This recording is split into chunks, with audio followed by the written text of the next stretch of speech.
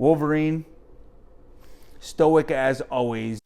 Welcome to Cloudy with a Chance of Meeples, a channel of conversation and board games.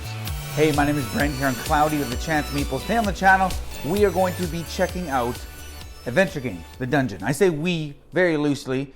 Here, as you can see, Wolverine hanging out with us today. I always loved Wolverine. 90s, X-Men, absolutely loved it. Wasn't allowed watching the show, but I did anyways. We are going to be checking out something else that reminds me of a video game from back in the 90s, or maybe even the late 80s, back playing the game Hugo. I don't know if you've ever heard of the game Hugo. It's an adventure style game, and you have to write in what you need Hugo to do. So like, open the door, take the gem. It's kind of just an adventure game where you are trying to figure out what the next step is. That's what's going to happen in this adventure game, the dungeon. So it's from Cosmos. Of course, they're known for the Exit series. This is the same size box as the Exit series. Are they the same? Are they different? Do they kind of, bridge a gap? Let's find out. Cue the thunder.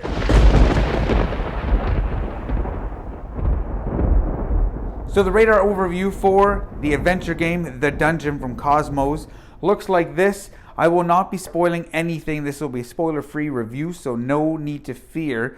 What you get in this game is a bunch of cards from 10 to 92. You get a whole stack of location or room cards because you'll be exploring this dungeon and putting cards around and making one bigger map, as well as you'll get some character pawns, which will also get a matching character card, and they're all the same. They all have different names, but they're all virtually the same, but each of them have a little special ability: the attentive, the knowledgeable, the skilled, and the strong.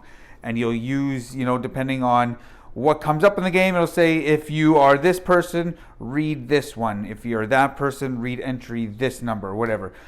So they each have their own little, not special ability, but just different ability. Each player will get some health points as well. This is kind of used as scoring in the game as well. Anytime you lose a health point, you flip it over, but there may be ways to restore those health points as you go through this game. It's split up in 3 different chapters.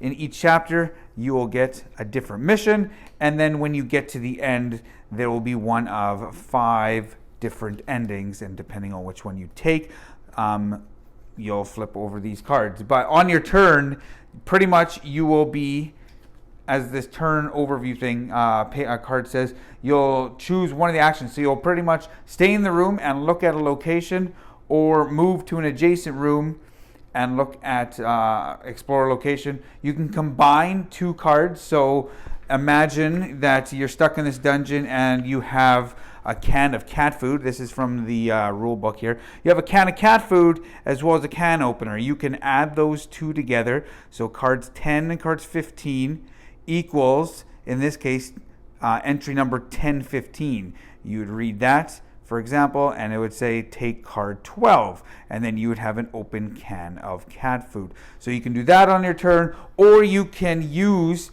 let's say you have that can of cat food and it was card number 12.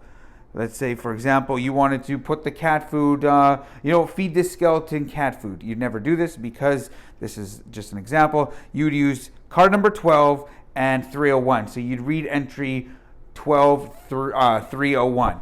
And if it's in this adventure book, you'll read it. If not, then it'll say no entry, or it just won't show up. On the app, it'll say no entry, but this is kind of the whole game. You'll be reading different entries, and I just want to show you. I'll read one entry for 101. This isn't really going to spoil anything, because when you start the game, it's pretty much going to be one of the first things you will do.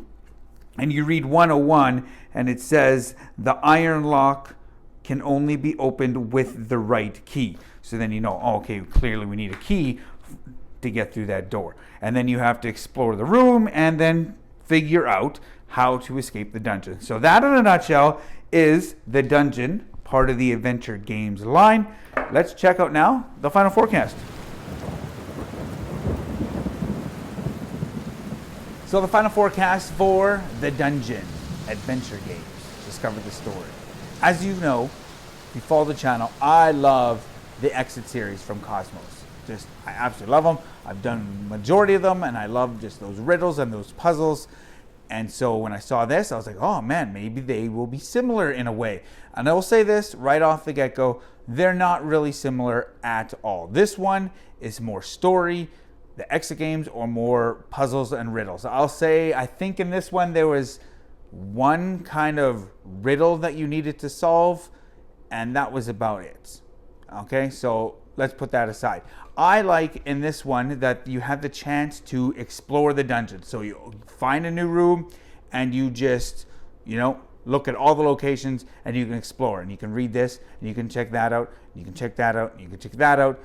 At the same time, there's points in the game where you just look at, you want to explore something and you get penalized for it. You lose a health point. And it's like they want you to explore this dungeon and find out as many things as possible.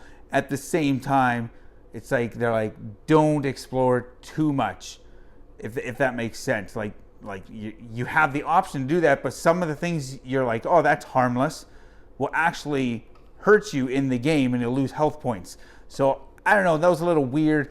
One thing specifically, I lost a health point to. But then I got a certain card at the end of the game. If you had used that card with something else, you would have got another card and you would have got extra points. And it's like, that doesn't really make sense. Why explore that to lose points, to get extra points? And to be honest, I'm being very vague in this. I didn't even find that final card. And if I would have, I don't even know how I would have gotten that one. But anyways, you use bread in it. I'll say that. And I would have never gotten it. Only way I know that is because I flipped over the cards at the end and I looked at every card because I was really curious about like some of the things that I may not have come across. Because when you're doing this, sometimes it says if you have this card, read this entry. If you have that card, read this entry.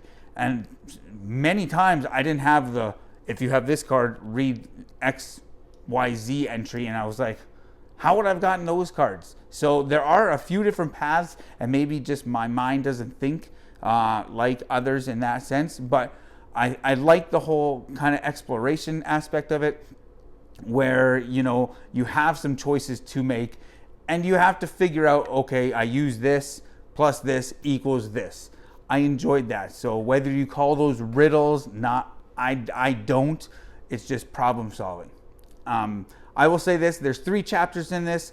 They take about an hour to an hour and a half each. I suggest doing it all at one time. I know that will make a long evening, but when you start this and then you pack it up and open it up a few days or a week later, your chances are you're going to probably forget certain things. It says in the book, jot notes down, write things down. I feel if you're writing everything down, you're going to have like a laundry list of things to remember. So my suggestion is do it all in one sitting, because you'll remember things from the first one when you get to the third one. Because again, at the end, it was probably 7 to 10 days from the start to the finish for me. It might have even been 2 weeks. And I forgot some things that my score probably would have been higher if I would have remembered things from the previous chapters. So I will say that. And also use the app. The app is really well done. It reads it to you. I'm fine reading it, but there's quite a bit of reading, and sometimes you get wandering eyes and you're not trying to see other things on the page, but sometimes you do, and then you'll sometimes see like other numbers, and then you're like, oh, okay, we need this card with this location or whatever. So just like a minor thing, and it's a good app. So I highly recommend that. Overall, I enjoyed this. Nicole, she didn't enjoy it that much. I finished this on my own. We did the first one together. We started the second one, and she kind of lost interest. I wish also at the same time there would have been kind of at the end, kind of like an overarching story with hints. There are hints, but it's like this number with this number, this location with this item. That's all it is. But I went through the deck at the end wondering how would I have gotten some of these certain items.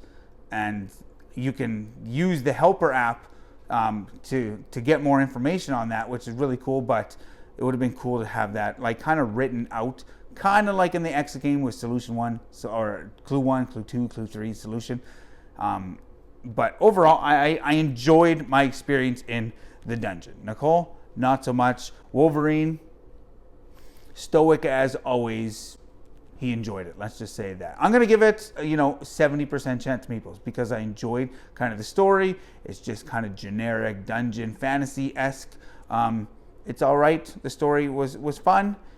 I would prefer the exit games, even though my score is so bad in those.